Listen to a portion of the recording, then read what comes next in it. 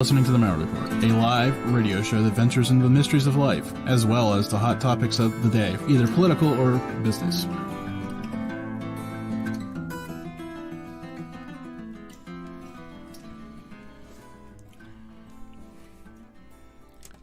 want to welcome everybody in this evening. I hope everybody, I know the weather across the country has been horrendous the last few days. I've seen record highs everywhere, breaking storms.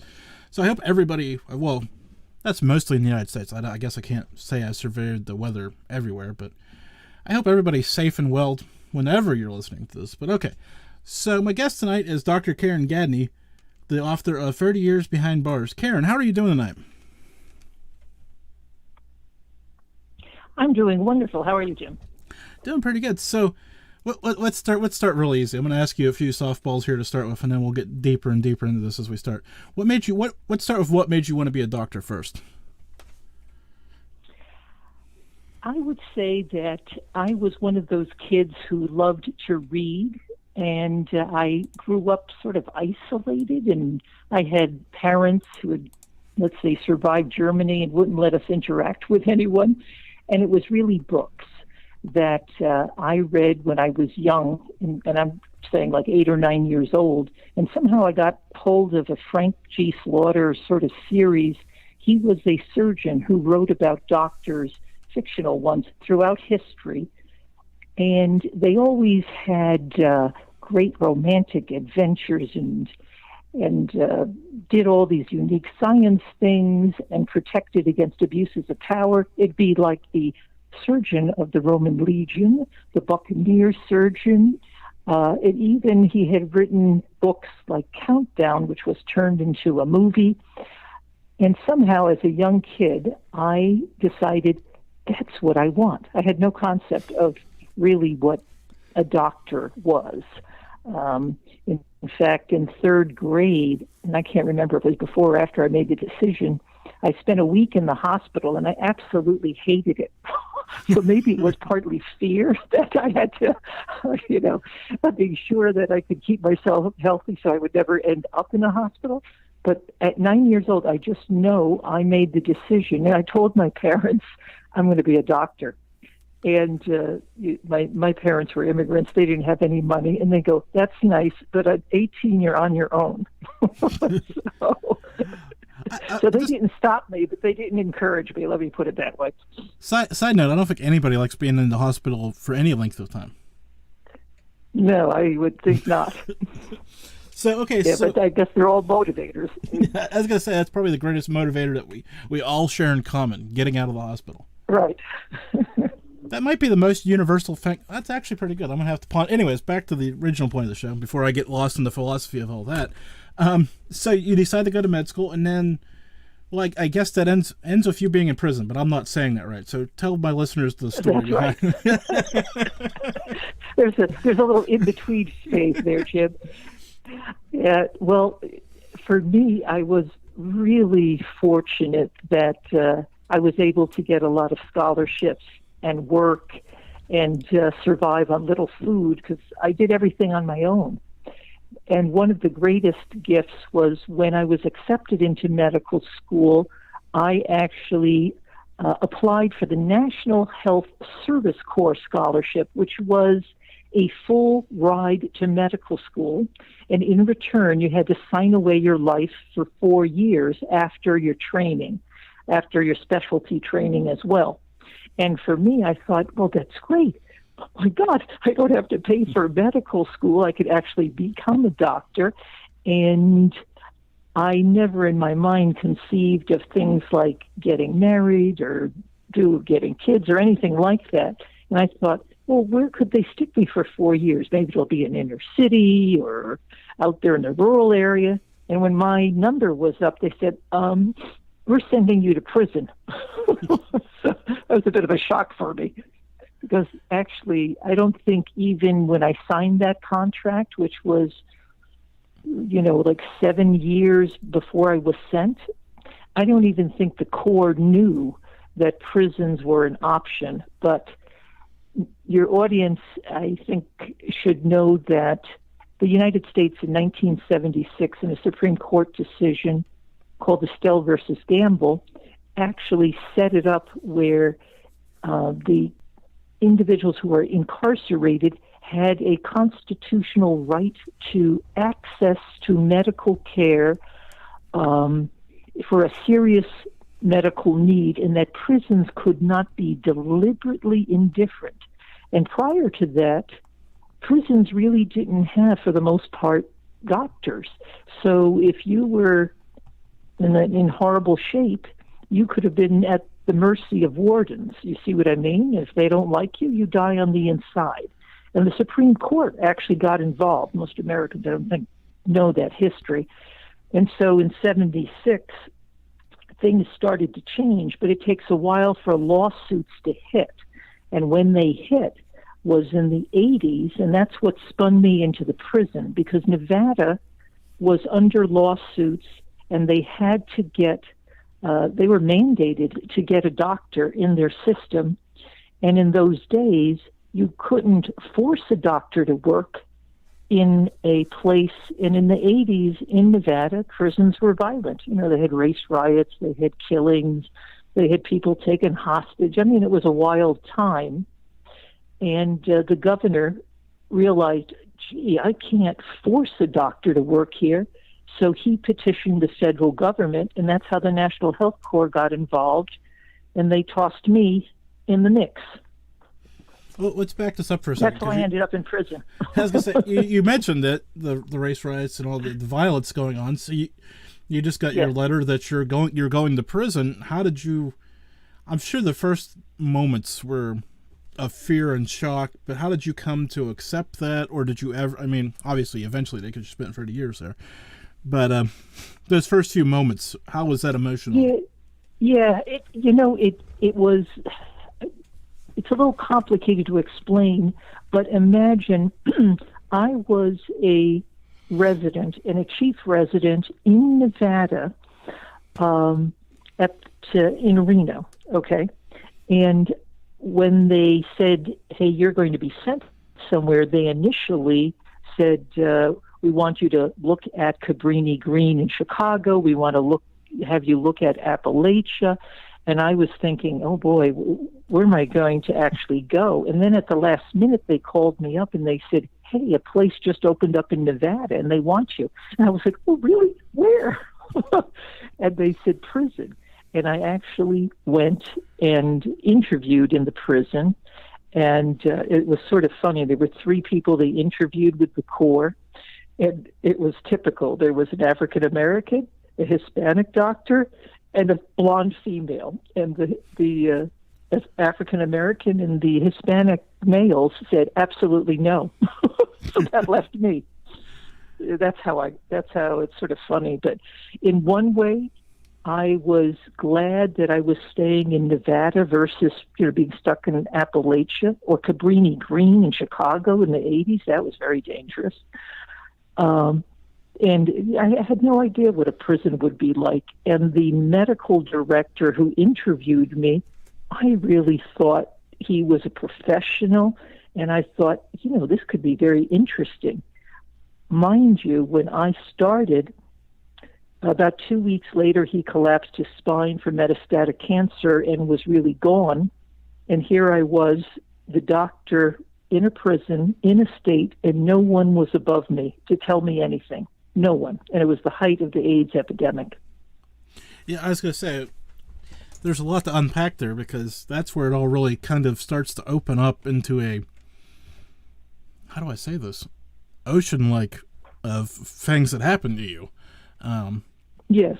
I do recall your boss was off on vacation, and then when he came back, you realized that he was going to be gone sooner than later.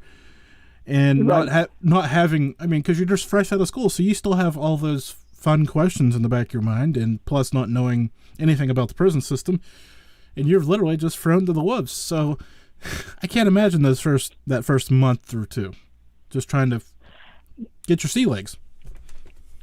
Yeah, I really was. I was a bit lost, because if you're totally new in a prison, and then you have no one to ask about anything, and then you realize that the people who control the prison don't tell you anything, and actually you get a good sense that they don't even want you there. And in my book, I said, hey, the first day, they said, hey, this guy over here is going to show you around, and he was in blue scrubs. No one told me he was an inmate. That sort of thing. It was like highly, highly unprofessional. Highly unprofessional. So I'm guessing there was different points where you said, this isn't going to work. Yeah, there were times that I was certainly felt like I was being attacked and whether I was going to survive. And I knew I had to do 4 years, because actually the way the contract is that you sign is if you sort of leave, you can face imprisonment and $150,000 fine, all these horrible things. So, I was going to hang on for 4 years no matter what, so I didn't face that type of problem. And in my start of my second year, basically, I was taken hostage, and that really shocked me. And in the hostage event, I went on 10 hours. The inmate who took me hostage was originally on death row for killing a police officer, but because the Supreme Court back in, I think, 72 said it's death row was unconstitutional, but then states brought it back. But he was someone who was now a life without, which means he would never, ever leave prison. And he was an ex-Marine, Vietnam vet, and I had seen him for some medical problems, psychological problems, and he became, let's say, in the medical world, he had transference onto me, like looking at me at all the things he wanted in life that he would never get. And he was highly, highly intelligent. And I saw this happening, and doctors have to be very careful about countertransference. That means giving a patient what they want.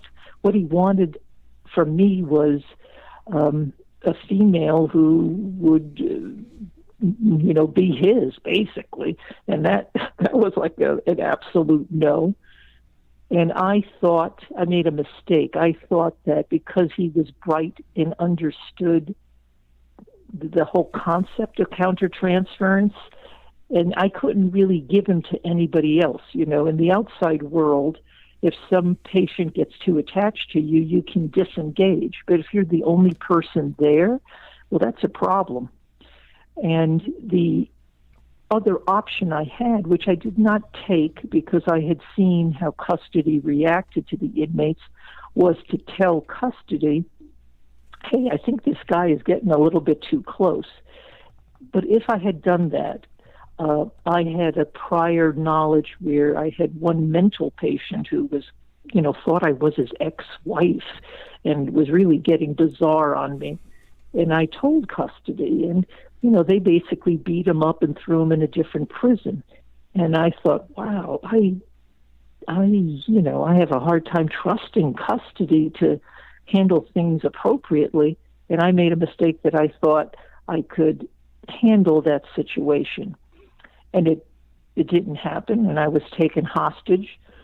And he took me down by force. He raped me.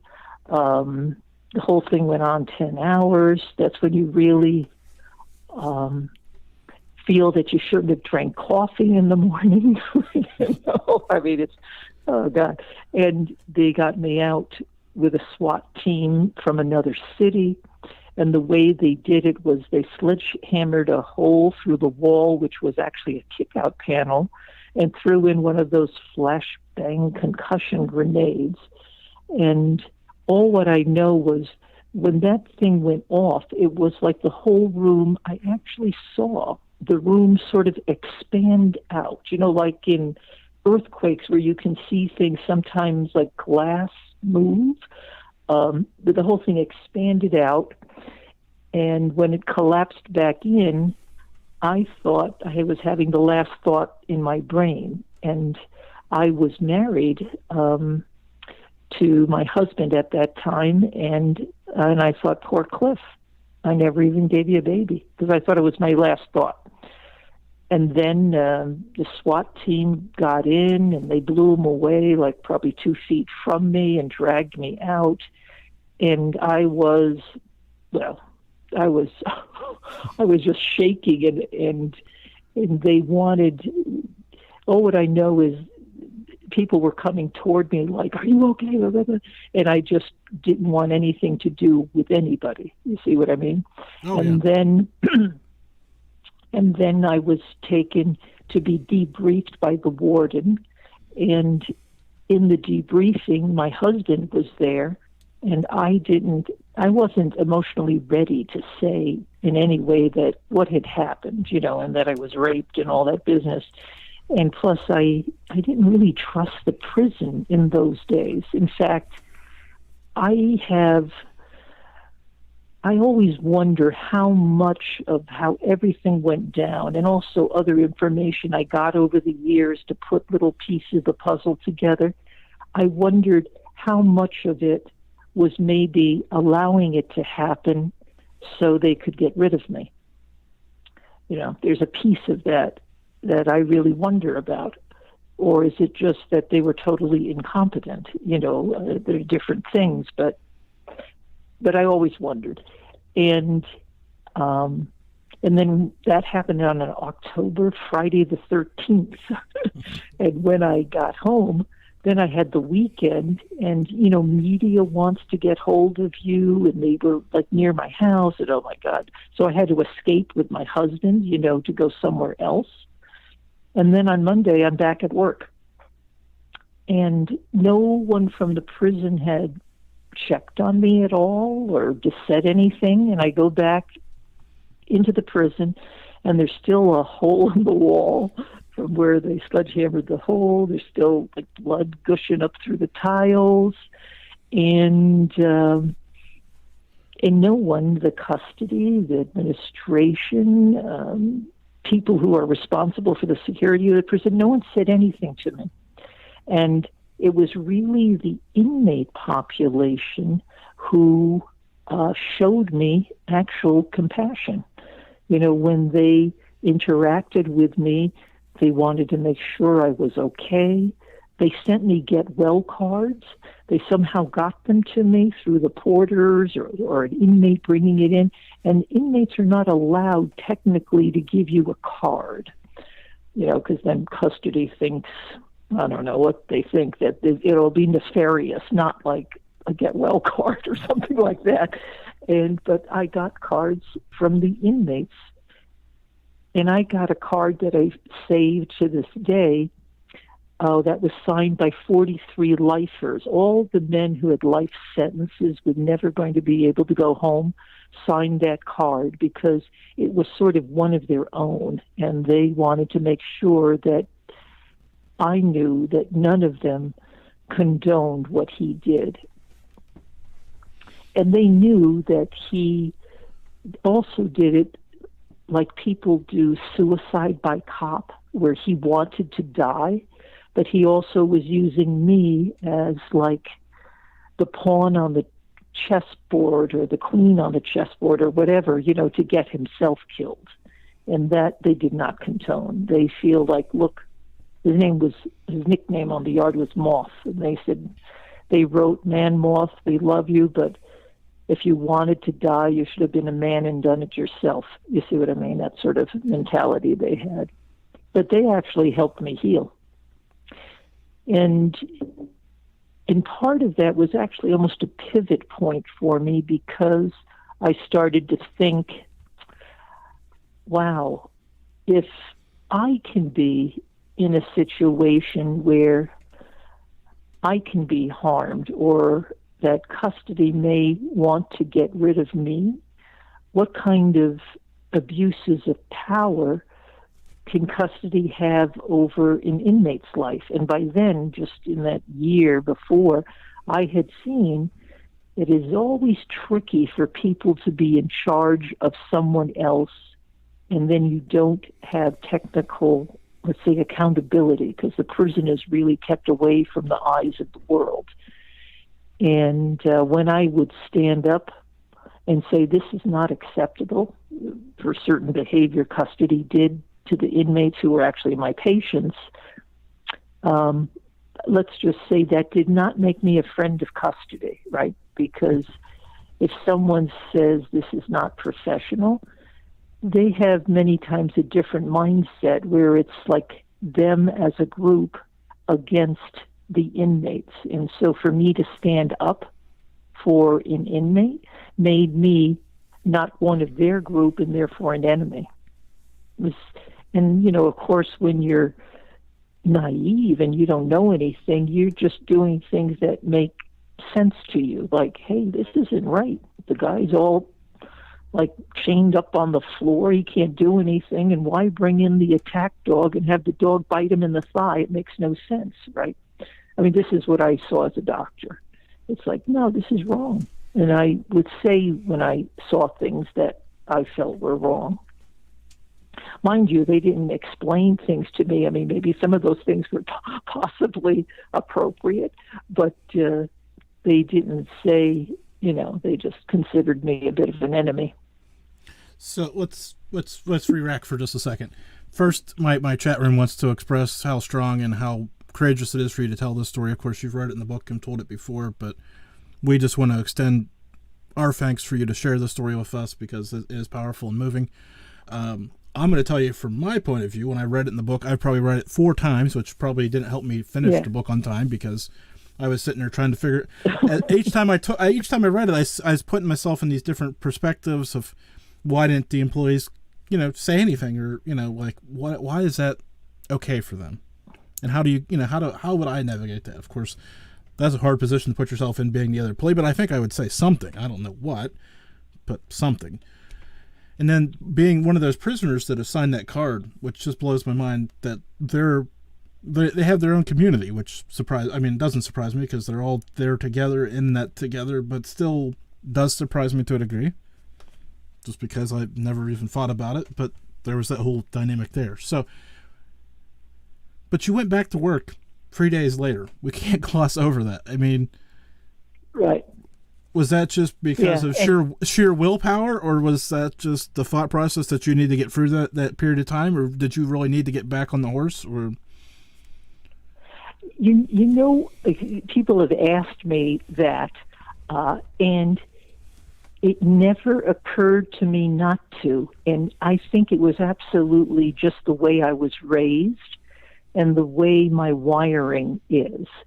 And I was raised really by German parents who survived the war, who were tough.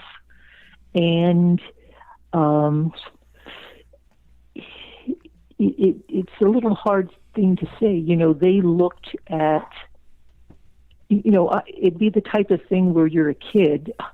This is I don't know why, but what I remember is even as a little kid, like I was 6 years old, my sister 5, I climbed up a high tree, I fell off of it, I knocked myself unconscious, my sister's like poking me with a stick. We didn't tell my mother. I mean, we just didn't, because one, she would not be happy about it, but my mother overreacted, it seemed, to anything where we would get hurt or in trouble. So we just kept everything from her.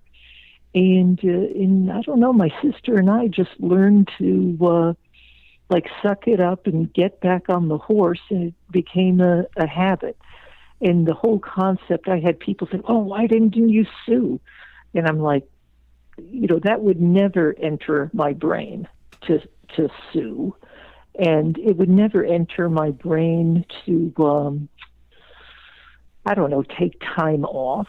Yeah, it was just the way I was brought up. And also I think I was still in such shock that I just was going through the motions, right? And also it wasn't like there was another doctor there to take my place.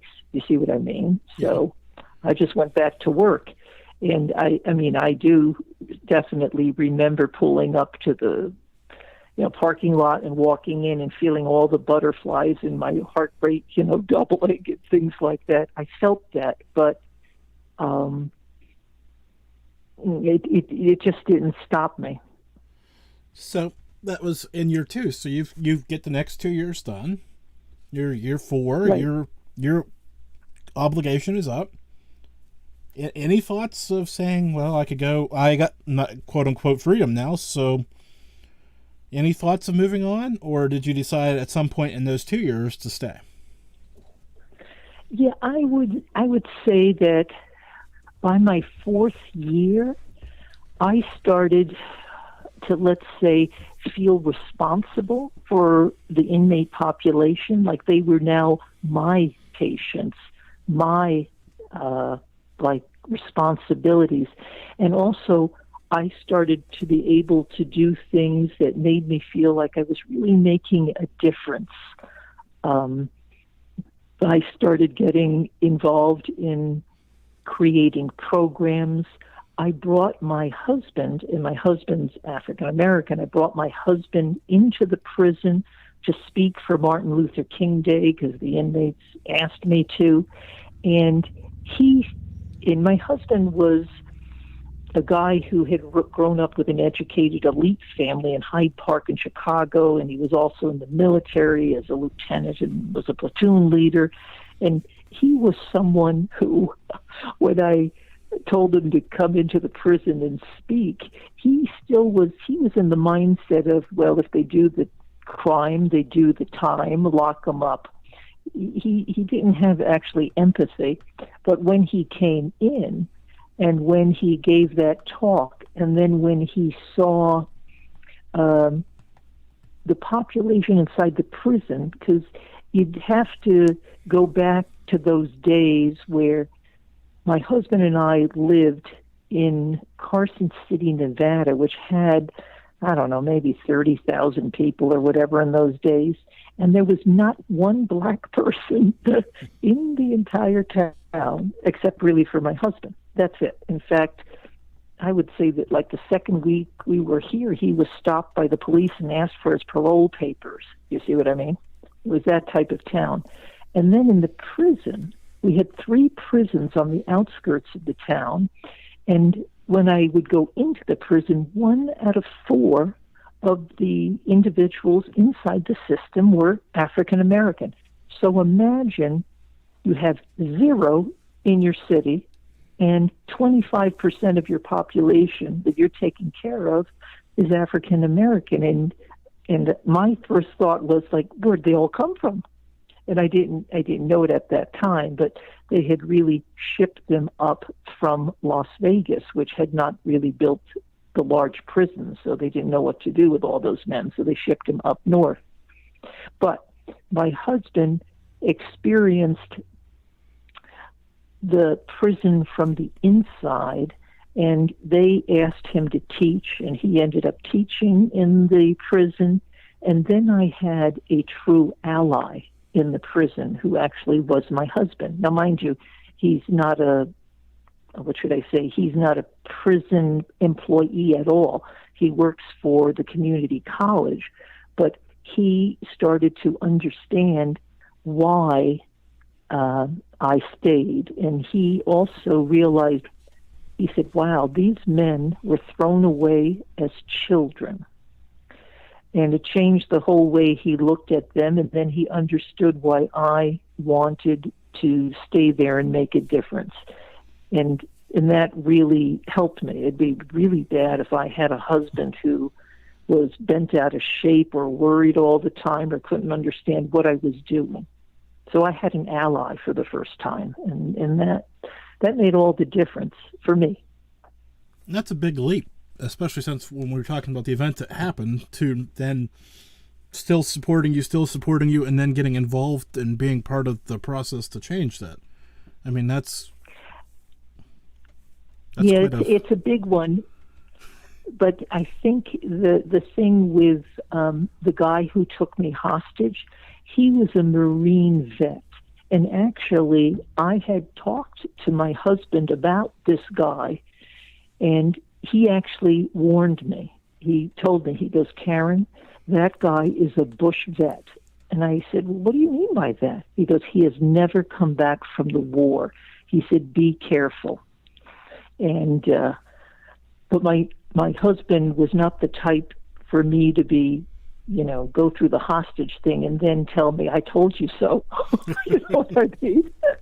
Well, thankfully, yeah, right. I mean, but he was supportive, but more than anything, he understood how war could destroy people.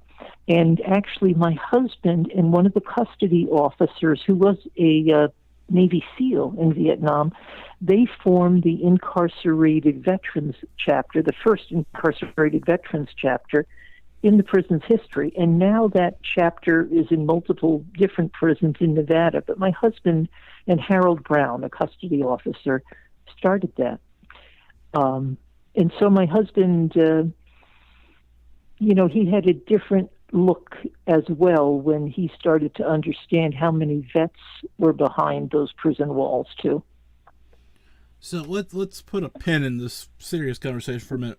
Where can people find you and find the book and all that fun stuff? Because I need to make sure we do that because I look at the clock and we're halfway through already, and I got a world more questions. And I know if I don't do this exactly when I'm thinking about it, well, I'm sure you understand. Yes, yeah. Well, the book is 30 Years Behind Bars, Trials of a Prison Doctor, and the easiest place to find it is on Amazon. It's also available on my website, which is discoverdrg.com. And if you ever go to Carson City, Nevada, the Nevada State Prison is now a historical spot. Now, that's not the one I worked at. I just pinched hit there. It was built in 1862, a territorial prison, ran to 2012. It is a unique place. Thank God it's more a museum now. But my book is in their little gift shop, too. I'm pitching it because I pinch hit as a tour guide intermittently to tell the stories. And it was the first prison in the United States that used the gas chamber as well in 1924.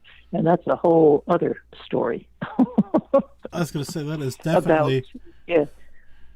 Now, I know some of my listeners are going to ask, is that place haunted? Yeah, well, that's what's wild is that paranormal people go there to do weird filming and get freaked out. And it is creepy. I'm not the superstitious or ghost type of person, but it does not send off the best vibes, if you know what I mean, because that has held a tremendous amount of pain and I would consider torture over the years, because the Supreme Court, got really involved late in the world of the United States penal system. So, guys would be in solitary for incredibly long times. In the area, it was actually like a huge sort of quarry, and the inmates had to quarry out the stone, and the stone really built like Carson City, the capital, the Mint, these different places downtown. But they have one area which they called the Hole, which is sort of like a cave in the quarry. And in the early days, when they would have inmates that they just couldn't control, usually because they were paranoid schizophrenic, they would throw them in the hole. And there's a famous case, Eugene Austin, who was one of these large Native American Indians back in the 1920s, where he probably was a paranoid schizophrenic and violent, and they didn't know what to do with him. He was in isolation 33 years in a hole, and in the 60s they had to do a lobotomy on him because he was so crazy. So there are a lot of really sort of scary stories, if you know what I mean. Definitely scary stories. Okay, so back to let's go back to the bigger picture, though. So you've been there 4 years, and you're starting to turn the corner. But every time I turn around, I'm seeing all these different people coming in and trying to change all these processes. Do you ever just have the? I mean, again, here I'm going to ask this. I hate asking this question. It seems like I keep asking this question, even though I know the answer. But there has to be some frustration as you keep going through this, and you start building and growing things the right direction, and then somebody comes back through and says, "No, don't do it that way. Yes, it was very discouraging for me to. It's sort of like you climb up the ladder and then someone whacks you on the head and you fall down 2 or 3 levels, and then you've got to climb back up again. And part of it is maybe German stubbornness. Part of it was probably because I knew that the leadership, because wardens and directors, they tended to have a lifespan of 2 or 3 years, and then you'd get a new one. So I think I'm also an eternal optimist. I was always hoping that the next one would be better, and sometimes they were, and then sometimes they weren't.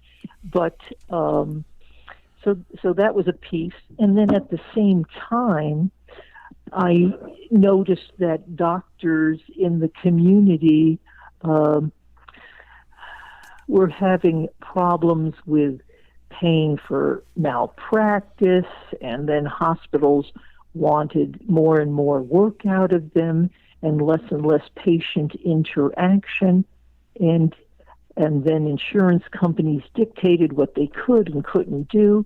And bizarrely, in the prison, I had far more autonomy because since I was the head doctor, and on my prison yard, it was about maybe 6 or 7 years into my 30-year career, the regional medical facility for the entire state of Nevada was built on my prison yard, and that was a 120-bed hospital.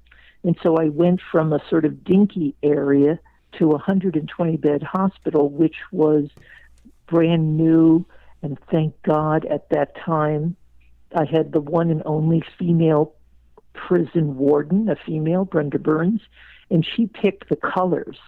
So instead of gray, it was teal and eggplant, which was really beautiful, I must say, in terms of the accents of the place. And it had skylights, so it was, it was actually new, and it didn't smell bad, and actually had decent equipment. And it was like a unique start. And so that helped. And also then the entire state of Nevada started shipping me the sickest inmates in the state. And since I'm an internal medicine specialist, and I have the training to figure things out that other doctors don't figure out, like I am the diagnostician of the specialists, I really enjoyed trying to figure out things that nobody else could figure out. So it piqued my intellectual curiosity. Plus, I had special training in my residency, and I did all the chemotherapy for the state, for the inmates, which was very unique. That's like unheard of for a prison doctor to do the chemotherapy on the inside of a prison. But that also, and I was fortunate, I had a chemotherapy nurse who was excellent. And she and I did the cancer care for the inmate population. And so I just had lots of unique opportunities. And then I also got another doctor, which meant that I had the ability to go on vacation, and of course we could never be on vacation at the same time, but that allowed me to disconnect from the prison for a week or so. And I was a great fan of Club Meds. I would go down to Club Meds in beautiful areas and just unhook from the world. And that helped me. Yeah, I was going to say, I have to imagine it is nice to get away. I'm that grind of doing it 5 days a week for a long time. I mean, because like you said, it took you a while to get that second doctor, so you could even actually get out. So I mean, that first vacation had to be great. That first one had to be even better than probably the rest of them. To be able to take a full break was wonderful, and then we also started, when we worked together, we had what's known as 4 10-hour shifts. So then I was able to have 3 days off in a row, which was great as well, which most doctors never have. And the only bad thing for us was we would be on call every other week. So every other week they disrupted my sleep. but still to have 3 days, a break from the prison, even if you're on call, it made it fit in my lifestyle. And I enjoyed the flexibility. I didn't have to fight with insurance companies, and everything in those days was paper, so I never had to mess with electronic records, all this sort of stuff either. So there's always pros and cons to anything, and I chose to look at what I had that made me feel like I was doing something. And when it's one of those things where if you're in a really dark spot and you happen to be a candle, you actually really show up. Where, you go into a room that's all lit and you're a candle and everybody's like, well, so what? There's another one. So I was a candle in a very dark spot, and I enjoyed that. Yeah, and you burned it at the end for a long time, too. So, okay. Yeah. You mentioned being there during the start of the AIDS wave of reality. Talk me through some of that, because I'm of the younger person, not really young, but I missed most of that, the early days of all that. So you missed. Right. Yeah, well, so imagine when I was a medical student in Cincinnati in 1981, they didn't even have the word AIDS. It was called GRID then. And then they knew that it was a transmissible thing, but they weren't quite sure what it was. And they knew gay men in San Francisco were dying of horrible illnesses and everything. And one of these gay guys from San Francisco was visiting in Cincinnati and then started dying of everything known to mankind, ended up in the hospital I worked at. And in those days, there was so much fear. They put medical students and residents on the front line, like, you go in and do something. And I had to draw a special blood work. I had to push it in another special tube, and I injected blood into my hand from him. Okay. Now, in those days, they didn't even have a test for HIV. And my first thought was not that I was going to die. My first thought was like, oh my God, I hope no one saw that I did this. You know what I mean? And I had to live with this thought from 81 until the test came out in 85, whether I had been exposed. And I wasn't. But that gave me, let me say, a very good interest in HIV and everything about HIV. So imagine the test comes out in 85. In the state of Nevada, one of the few states in the entire country, they make the decision, this is the state legislature, and I think it's because they were like homophobic. They decided to test every inmate in the state of Nevada for HIV. That was unheard of, in the United States, absolutely unheard of. And so when I started in 87, they had the numbers, but they had no idea what to do with it. This is typical of bureaucracies.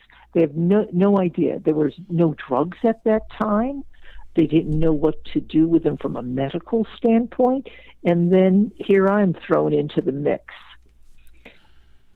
And I find out that in those days, the entire state of Nevada, we only had about 4,000 plus inmates in the entire state. And out of them that they tested, 120 were positive. But had they told those people? No. Had they done any in-service training for custody officers who were scared out of their minds that they were going to get infected? And all of this was something that I had to deal with. In the United States, there were prisons that made decisions like Alabama where they stuck everybody who had a positive test in a yellow jumpsuit with the word AIDS across their back. Okay. There were states like Florida who made the decision, well, they did it to themselves. So even when the drugs came out, they didn't do anything. They just like locked them up and did absolutely nothing, and they died, and they got hammered with huge lawsuits. But in Nevada, and really, I would say because I was there and I was interested in HIV, and especially as an internal medicine specialist, I wanted to understand what was really going on that was destroying their health and their immune system, and why they got these weird diseases, cancers. And the first drug company that was, I think it was Bristol Myers Squibb, that was had AZT come out in the fall of '87. They approached me and said, they were detailing me on the drug. And of course, I wanted to understand about that drug. And then they said, oh, there's going to be a speaker in Reno. You want to go to that dinner? And I was kidding when I said, well, how do I become a speaker? And they go, really? Okay, right. And then all of a sudden, I get pulled into the drug company world. And I wanted to actually just know about the drugs, because everything was so new then, right? I mean, I wanted to know how they worked and why they worked, and the drug companies made them. So I ended up being a speaker for the drug companies, just in terms of educational, and because I had the prison niche, and the drug companies knew without a doubt that prisons were places that would really need the drugs because of IV drug use, right? And they also knew that prisons might not give drugs just because guys were locked up. So they wanted someone like me who could talk about it scientifically, but also had the background as a prison doctor to show why it was important to also treat the inmate population. That sort of, and I got pulled in that way. And I developed the first HIV support groups. I gave HIV training to custody officers so they would understand that if a guy spit on them, they, wouldn't charge them with attempted murder. You see what I mean? Which happened in southern states. I mean, there were so many wild things that happened in the early days because of fear. And that's what ultimately got me the Heroes for Humanity Award, where, the state of Nevada decided to, do it. And all I would remember was that Richard Bryan, the U.S. Senate, signed it. So it was sort of cool. And I got a little trophy. But, and also I had HIV guys that, lived through all of that, where without those drugs, they would have been all gone. So this is the worst transition I'm ever going to make, probably. But I want to jump to today, and I want to talk about holistic prison model, because I seen that I think the reference on your website, and I have. Okay, I'll be brutally honest. I have no idea what you're talking about, so enlighten me. Right. Yeah. Yeah, so I know. So for me, holistic prison reform, I look at it like a doctor, where you need three big things. One is prevention, preventing people from spinning into the criminal justice system. And that can be everything from changing laws that are just ridiculous, changing the way police interact with people, preventing mentally ill and drug addicts and people who do stupid things or bad things, treat them a different way so they don't end up in prison, preventing kids at risk. So the prevention's a big piece. The second is, if they do enter a prison, then in the prison, you want to do everything possible so that when they leave, and the majority, like more than 96%, eventually will leave, even after decades, they'll eventually leave. If you're pragmatic, you want them to leave less of a risk than when they entered. And this is for society. So prisons should not be constructed just on the shame and punishment and solitary confinement arena, because that just makes miserable or dysfunctional people or mentally ill people worse.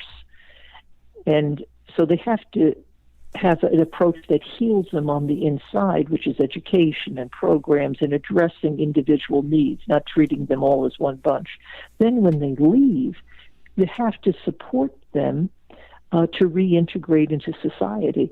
It's sort of like guys in war, where they come back and they need some help with reintegrating, because if you are cooped up in a cell for decades and you're told what to do and what to wear and constantly stressed out over who's going to mess with you or custody is going to take all your property, and then you just throw them on the street somewhere, they don't do well. And many, it's so traumatic for them, they actually look at coming back to prison as more safe than the outside world, and that has to change as well. So holistic is you treat those components, prevent, heal on the inside, and support them when they leave. And in other countries, they do that far better. The United States is an ungodly outlier. I mean, we incarcerate truly 5 times more people per capita than the average democratic industrialized country. And I'm very familiar with Germany. If you look at Germany, they incarcerate 10% as many people per capita as the United States. 10%. And they have 50% less violent crimes in their country. And for me, as a scientifically oriented, I want to know, okay, what are all the different variables that allows them to have a 10% prison population and half as much violence in their world? And those are the types of questions my brain always jumps to. And also, if you look at incarceration in the U.S., in the early 70s, we were sort of like the rest of the world. And it was only from the late 70s till like 2010 where it leaped up and became 5 times as much. And then historians have all sorts of reasons, everything from Nixon's war on drugs and Reagan and how he dealt with the mentally ill, and Clinton's tough on crime measures and militarizing the police, and then so much power with prosecutors who and all this pleading versus juries, and people have felony records. And according to the ACLU, 70 million people in the United States have a felony record. I mean, that's ridiculous. I mean, I for a country that's supposedly based on freedom and liberty and pursuit of happiness, it's very hypocritical. And I'm just looking at it as someone who would have never, ever thought about anything with prisons, because I didn't know anybody in a prison. I never knew that anybody went to a jail. I mean, I was really isolated. And to be thrown in and be in that proximity to everything for 30 years just gave me a whole different take. And when I retired from the prison after 30 years, I mean, I could have done different things. In fact, I was quite confused when I left. I didn't know how much I wanted to go down the medical arena or the prison reform arena. And actually, the prison reform arena won out. I did get another degree in medicine, though, in anti-aging and regenerative medicine, because I wasn't quite sure. I've always had a foot in both worlds. But if I want to do the greatest healing for my little spot in life, it would be in the prison world. There's a lot of people in the medical world. There are not many doctors in the prison world who want to reform the system. And that's true of the medical system. Prevention's the thing, and reform. There's a lot of there's a lot of things we could just cut it and paste the same word in there, and it'd be very true. Which just blows my mind. And that's why I look at both. I look at both models, and the United States is is oriented. I mean, they're driven by profit and individualism, and this history of pull yourself up by your own bootstraps. And if as a society we don't want to tear each other apart and spend inordinate amount of money and getting very poor returns, we have to rethink what we're doing. For sure, and we have to have more on prevention. That's just the way it is. Because I did the fuzzy math. Somebody out there could probably do the actual math and correct me, and they probably will, because that's how these things work. But I came up to about 1 in 5 based off the 70 million number. That's horrible. Yeah, with a felony record, right? And it doesn't take much to get a felony record, and a lot of that is related to things like the bail system in the United States, where someone goes into, let's say they get picked up for a possession of some marijuana or drug, or they did something minor and they get thrown in jail, and now they have to have bail, but they don't have the money for bail, and then they plead like, okay, I'll plead what you say I have to plead so I can get out of jail and go back and help my family. And they don't realize that then they have, because they pled, they have a felony stamp on them. And then once they have that felony stamp, then they're like a tar baby. If they get in trouble again, oh no, it's your second time. And then it keeps ratcheting up. Plus, if you have a felony, depending on the state you're in, you can be in the predicament, I know you're starving, but you're got a felony stamp, so you can't get food stamps. Oh, you can't get help with housing. Oh, you were going to college, but that scholarship, because you have now that felony conviction, you don't get that aid. And it goes on and on and on. And things like that are just setting people up for not being able to succeed. Yeah, that's just remarkable. So we've got about a minute and a half left. Wow. I told you, I'm glad I got that book promo in, because I told you we're going to just get to that point, and I went, oh no. Right. Yes, where the book, you can get it on the website, discoverdrg.com or Amazon. And if you get to, Carson City, Nevada, you can go take the tour of the prison, which I suggest everybody does, because that just sounds amazing, but not amazing. Figure that one out for people out there. And you have to pull up the website, because it's not open every day. It's special days. And right now, it's one of those things where they're just revving up, like they're doing it like every second Saturday, and then they do it a couple of days over holidays.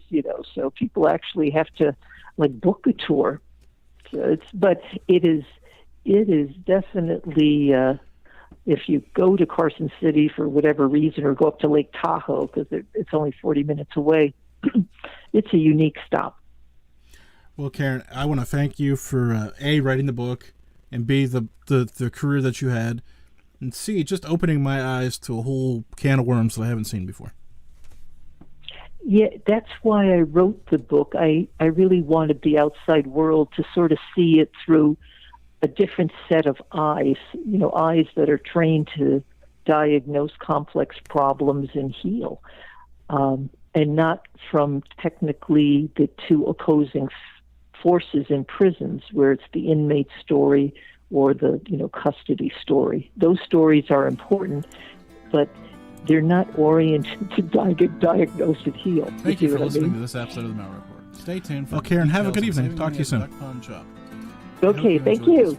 Bye-bye. Please subscribe so that you can join us again. And if you appreciate the show, leave us some stars or a review. For more notes from this show or other great shows, check out Malliard.com. A reminder, the views and opinions of this show are those of the host and guest and do not represent any sponsors, affiliates, or any other partners of the Malliard Report. Now for your money-saving tip. Promo code Malliard at checkout of duckpondshop.com, where you can get your t-shirt, coffee mug, and other great products. That's promo code Malliard at checkout, duckpondshop.com. Until next week, stay safe and keep quacking.